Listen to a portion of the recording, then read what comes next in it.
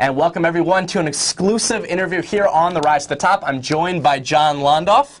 David, how are you? Welcome to the show. Johnny Londoff Chevrolet. If anyone doesn't recognize it on the show, they are extremely, I don't know, they must be blind and deaf at this point. So I like that. I hope they're not, though. All right, well, very cool. Well, tell us a little bit about your background. Obviously, everyone knows you from Johnny Londoff Chevrolet, but tell us, you know, what's your position with the company? I think we can all guess on that one, but let's give a little background. Yeah, president, owner. Recently purchased the business from my father, just in time for this little economic adjustment, which we've been meandering through for the last 18 to 24 months, and you know, started off back in the shop as a young boy, washing cars, scrubbing floors, and actually had my dad bring people back to just show off that, look at what I have my son doing. I got him doing grunt work, and look at how nasty and dirty he is. But, you know, started selling at 16 and 17 years of age, and managing people twice my age when I was, you know, 19 and 20. So it's been a literal family business and figuratively in terms of, I mean, you were in there when you were a little kid growing up, and now you're in charge of everything. I think my mom just wanted to kick me out of the house. But I think a lot of people, I don't blame them. My grandma had me like washing pots at her house when I was about 3. So I understand the family putting you to work. Let's talk a little bit about the dealership. So a lot of people, you know, don't understand kind of how intricate a car dealership is, especially for entrepreneurs out there. Tell us a little bit about sort of what different businesses all come together to make a car dealership. Well, David, you know, everyone thinks about sales. I mean, you know, but the new car department, the new car sales department is so vastly different from the new truck department. I mean, you can literally order a pickup truck thousands of different ways with equipment and the combinations. Then you have the pre-owned department, politically correct for used car department, okay? And then, of course, you've got the service operation, which we have an award-winning service operation, parts department. We chose to shut down our body shop 9 years ago, okay? And then you have the administrative end, the executive staff that brings it all together each month to make sure that you'd have black numbers versus red. So a lot of different systems. I think a lot of people, all we see, right, is essentially the outward stuff. We see the cars, we see the service, but there is a lot of intricacy and systems that go into the business. It's good to know. Correct. So let's talk a little bit about marketing. How has it changed? And I know this is a family business. I can only imagine over the last, you know, several decades about how this has changed. And tell us a little bit about that. What was great was, you know, I mean, my dad used to have billboards everywhere. They were roaming billboards because he loved to put his face, you know, up there, a good-looking guy. And then he'd have like Yazzie Smith and Sammy Davis Jr. and other people in those, you know, billboards. And we haven't had a billboard in 20 years. So it was like the celeb endorsement big with billboard. Newsprint, a lot of newspaper with, you know, when this town had 2 newspapers. And we've really backed away from the print media, and we're really looking towards the growth of digital, the internet. When I introduce myself to customers every day and I ask, you know, what brought you to Johnny Londoff? It's amazing how many consumers shopped us online. And then they brought themselves to the dealership, made a communication, made a phone call, an email, and it's all about, with us, having the correct inventory. So that makes sense. So now you're kind of shifting towards some of this new stuff, getting your, I know you guys are dabbling a hand into social media and trying out these different things of saying, okay, customers have sort of shifted where they're at and where the eyeballs are, so you guys are going there too. Well, to grow your marketplace, you have to go outside that 50-mile radius, 100-mile, 150, who knows how far. There are weekends where we have consumers coming from Birmingham, Alabama, just this last weekend, Scottsdale, Arizona. And so that's when I'll know that we're really reaching out through digital, with development of consumers coming in on a Friday, Saturday, on a weekend, 8, 9, 10, 12, who knows how many, from way outside the St. Louis marketplace. So the internet has kind of allowed that platform of saying, okay, we're stepping outside. You don't have to buy a national TV ad or anything like that. You can just grow it online, which seems like a strong strategy. Well, $3 million, what is it, $3 million for a Super Bowl ad? I think we're out. Okay, well, sounds good. I'll make sure to let them know that. So let's talk a little bit. You obviously wear a lot of hats, and you know, you've gone from washing the cars and doing everything you possibly could when you were younger now to running this whole empire and kind of legendary here in St. Louis.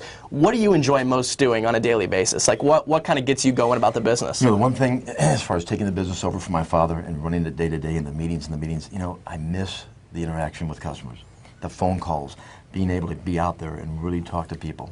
You know, selling. That's what I love to do most. But I can still get out and shake hands, thank consumers for their business, find out what brought them to us, reach out to them, and one of the last lines besides drive safe is, you know, tell your friends about us. Right. Okay, we have one of the just largest repeat and referral systems, and we're still trying to grow that and still reaching out electronically with emails and staying in touch with our consumers with newsletters. But we're always asking consumers, hey, wow factor. Was it a wow experience? Like, wow, that was fun.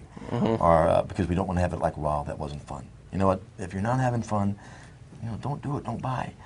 Things that I saw when I grew up in the business, it wasn't really fun. It was quite different. Now, we want to see smiles. We want people to be excited about that new Chevy Camaro, or that new Chevy Equinox, or the Suburban, or whatever they're buying. And same in service. We want to make sure that when the consumer comes into our new service drive-in lane, that they're like, this place is really nice. They must really care about us. Our waiting room facility, we used to pack people into a little Cracker Jack box. Now you walk in there and they don't want to leave. They're having so much fun because it's a nice place and it's for the customer. And you mentioned that, I mean, it's that wow experience that you mentioned, and that's, I think, one of the things I want to touch on was what differentiates you guys from the pack, and I think that is one of the huge things on there, because you're thinking, to an average consumer, you go out there, you see car dealership, car dealership, car dealership, maybe an ad, car dealership. It is that experience, but how do you convey that, and what separates Johnny Londoff Chevrolet from the pack? I think that we, got it long ago, and that is take care of your customer. Sometimes it's expensive. You have to make sure that you take care of your customer, whether it's in the service operation or in the retail arena, and don't lose them. You know how expensive it is to cultivate and keep and hold on to. And sometimes, again, it will cost a little bit of money. But you can't put a price tag on a customer. Sure. We have consumers that have been buying from us for 20, 30 plus years. We're generational. We have the grandchildren buying vehicles from us when their grandparents bought from my dad. So let's say you have this client that come in there and they buy a car and you wow them with the experience, and you do your famous duck call, which maybe we'll make you do on here later, but you do something that holds them. And you mentioned that yes, it's expensive to cultivate that relationship like family. What kind of things do you do that separates it, go beyond? I mean, I know that one, you're very, very accessible. Yeah, I know that's one of those things. I mean, when you call, you can actually talk. Now we're going to have a flood. Everyone will be like, I'm that's going okay. to go. We actually used to advertise, and I would say that, but if you have a not a pleasant experience, contact me, call me, because we only have one store. We don't have 10, 12, 15. We're easily accessible. There was years ago when I became president of the company and started really taking over the operation from my father. I told our receptionist, Mary Ryan, one of the greatest employees of ever, I said, don't maybe screen a few calls from me. Okay, ask who they are, make sure it's not a marketing person. Well, two or three days later, my dad came in and he knocked on my door and he said, hey, how you doing, Big Shot? I'm like, Big Shot? He goes, yeah, Big Shot now, huh? I'm like, okay, where's this going? He's like, you're screening your phone calls. Dad, he goes, no, you're never too busy to talk to customers. Customers will tell you, how things are going in your business. You're going to want to know if you need to make a correction. And today, David, you can get not only a phone call, not of course a letter, an email, okay? Handing out cell phones. It's a business phone. Text messages. It's just a way of reaching out to your consumers to say, you know what, we care. Right. And you guys got this very early in the game. Yeah. Because what's happening now, I mean, this is a business that's been around for decades, is you so many businesses that were not doing good business. By that I mean not staying in contact with their customers, not making it, them first and being accessible. Right. And now those businesses have gone by the wayside. And now you see the accessible businesses where you can talk to the CEO, you can talk to the president, you can find you. Those are the ones that are thriving right now. And it seems to be that's always been something you guys have done. That's just been the values of the company. General Motors just went through another reorganization, bankruptcy.